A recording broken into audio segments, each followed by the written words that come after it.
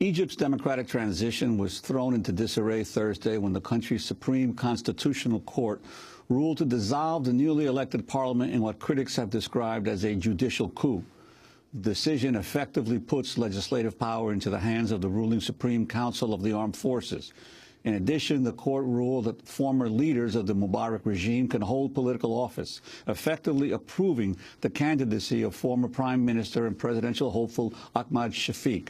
The court decision is a major setback to supporters of last year's uprising, as well as the Muslim Brotherhood, which held 46% of seats in the newly elected parliament. The court's decision comes just 2 days before Egyptians go to the polls for a presidential runoff between Shafiq and the Muslim Brotherhood presidential candidate Mohamed Morsi. After Thursday's ruling, Morsi vowed to stay in the race, but said that any foul play in the election would be met by a new revolution. We will continue with our journey and observe closely, and if there's any fraud, we already know what the consequences will be. A revolution against the criminals, a revolution against those who protect the criminals, a revolution until the goals of the January 25th revolution are fully achieved. After the court ruling Thursday, protesters gathered outside Egypt's constitutional court. This ruling is void. By what logic or what justice can the one who killed our brothers and the person who was behind the camel battle and the one who was part of Mubarak's regime and who said that Mubarak is his role model, by what logic can we return the tyrannical old regime? Where is the justice in that? We had a revolution, and no revolution in the world brings back a tyrannical regime. This military council wants to bring back the old regime, and they want us to return back to being subservient. We will not go back to being subservient.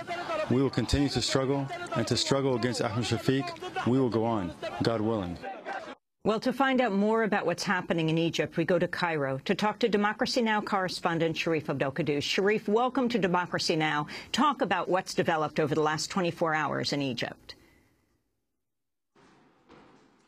Well, Amy, these court rulings have really dealt the final fatal blow to a military-managed transitional process that's been so deformed as to barely make sense anymore.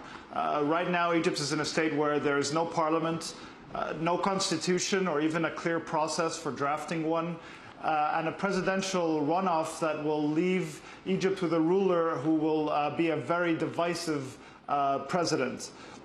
The rulings really set off shockwaves. This is the cover of a privately owned newspaper, Shuru. The top head says, "As you were." And it reads, the Constitutional Court returns all powers to the military. So as you mentioned, there was 2 landmark rulings yesterday, the first of which was on something called the Political Isolation Law. This was a law that was passed by the parliament in April. It was initially intended to target Omar Suleiman, who had put himself as a nominee in the race, and who was, of course, Mubarak's first and only prime minister, first and only vice president, and who was his longtime intelligence chief. He was disqualified out of the race for technical reasons, but the law would also apply to Ahmed Shafiq, who was Mubarak's last prime minister, appointed on January 29th of 2011.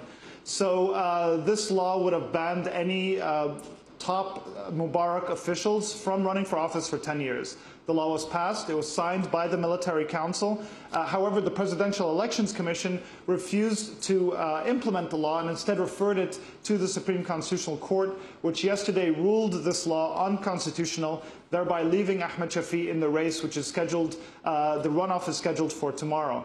What was more of a bigger blow was the second ruling, which was the ruling that 1/3 of the way that Parliament was elected, 1/3 of them was unconstitutional. The way the elections were set up, the parliamentary elections last fall, was a complicated system where 2/3 of the candidates would be elected on a list-based system that's also known as proportional representation.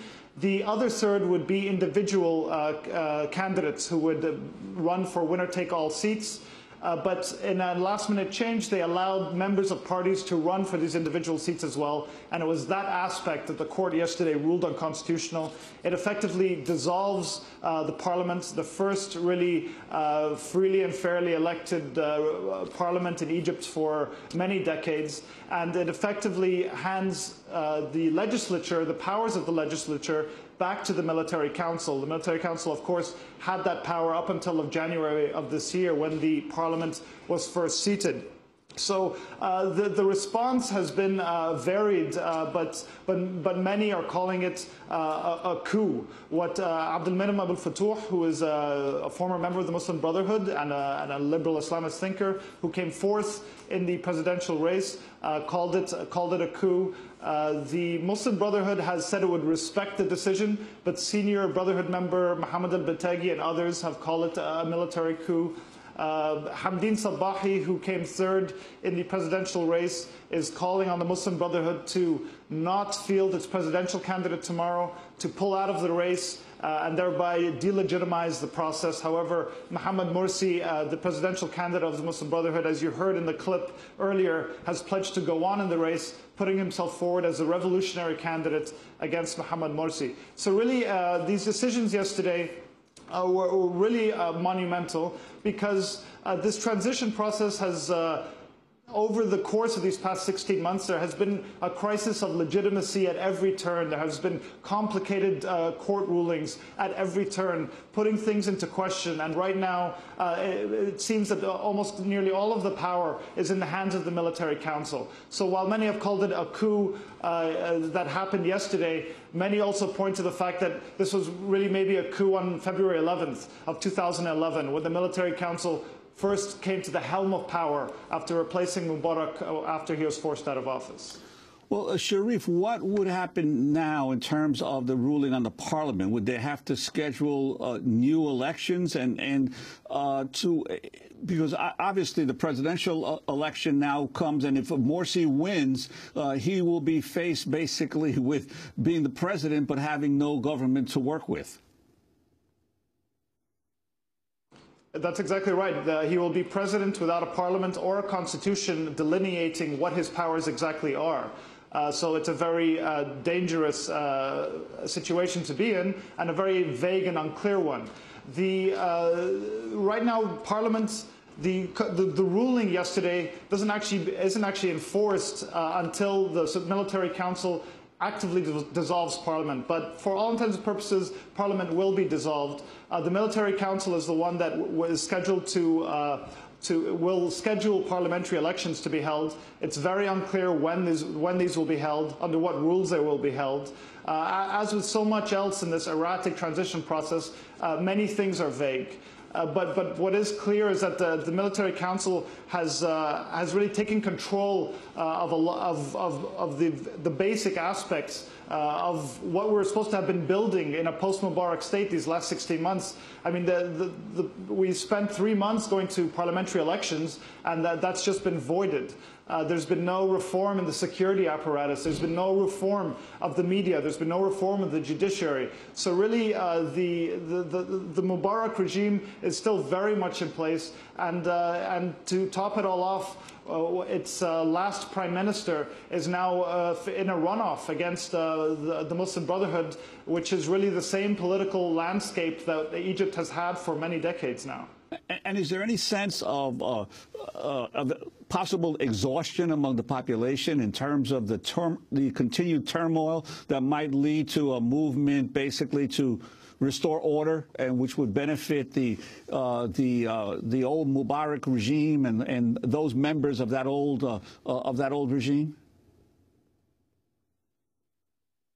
Well, I mean, there has been this idea of people being tired of what they call a security vacuum. Police have not been really deployed on the streets. There has been the protests have continued for these last 16 months. Many say that they lack the leverage that they once have to actually affect change. Ahmed Shafee himself ran on a law and order platform, which seems to have resonated with large segments of the electorate that placed him second in the first round of the elections. However, I think his election or his success may also be attributed to the patronage networks that really were part of the former National Democratic Party, Mubarak's party, that we didn't see really in the parliamentary elections, but seem to have come back with a vengeance in the presidential elections. I just went to a conference of his a couple of days ago, and there were leading members of the National Democratic Party, the now dissolved party, Mustafa Al-Fi'i and Jehane Sadat, the wife of the assassinated former president, was there, all supporting Ahmed Shafik for president, supporting him as a bulwark against the rise of the Islamists, against the rise of the Muslim Brotherhood. So he's really has a lot of support from the state that protesters rose up against last year to try and topple.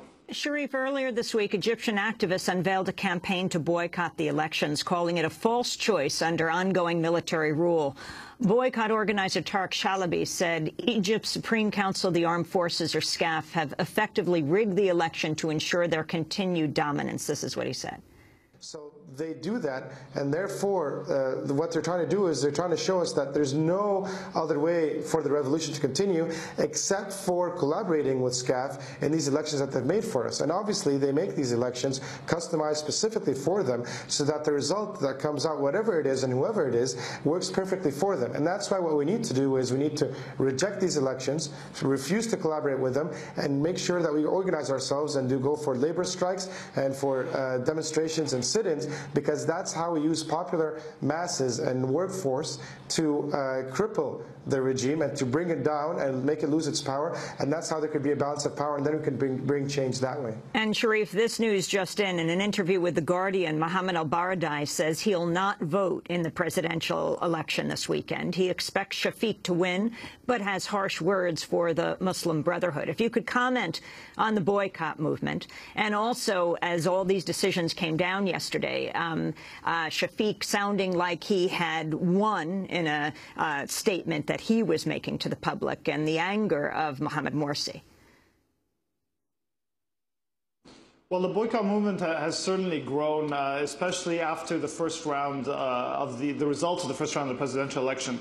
There were a number of, I'd say a small core of revolutionary youth who boycotted the first round of the presidential election, saying that the entire process being led by the military council was illegitimate. But this boycott is being pushed further right now, and I think it's growing. There's been people like Ala al-Aswani, who's a leading intellectual here, who was previously backing Mohamed Morsi, the Muslim Brotherhood candidate, has now said he's going to boycott. As he just said, Mohammed Baradei said he's going to boycott.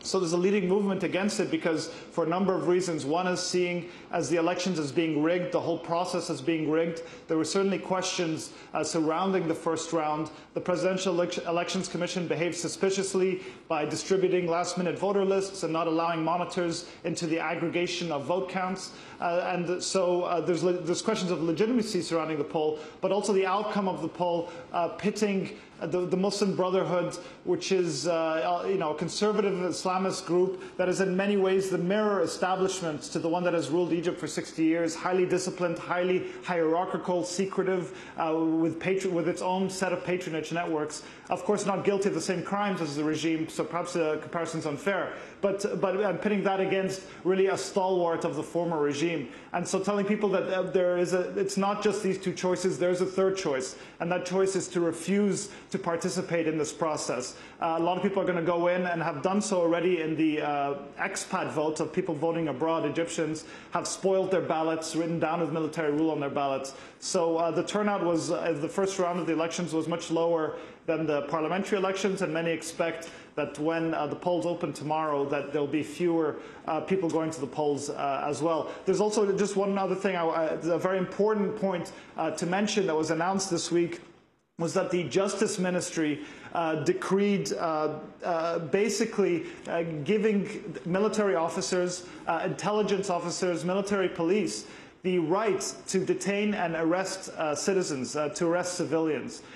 This actual decree was announced on the 13th, but was actually made on June 4th. And that's just 4 days after Egypt's 30-year emergency law finally expired. A small gain in this transitional process where Egypt had lived under emergency law for so long, and now the Minister of Justice issues this decree basically allowing these widespread powers of search and detention by the military. 17 Egyptian human rights groups condemned it, calling it a worse substitute than the state of emergency. So all of these factors combined with these court rulings, with Shafik in the race, really throw the entire transitional process into question, and many say that it's in fact dead. Sharif Abdel-Qaddous, I want to thank you very much for joining us. Of course, we'll speak to you next week at the end of this election cycle to see what happens. Sharif Abdel-Qaddous is Democracy Now! Senior correspondent, speaking to us from Cairo, Egypt. To see all of his reports all through the Egyptian revolution, you can go to our website at democracynow.org. When we come back, former presidential candidate, consumer activist, Ralph Nader on President Obama and Mitt Romney, their speeches on the state of the economy and the battleground state of Ohio, and much more. Stay with us.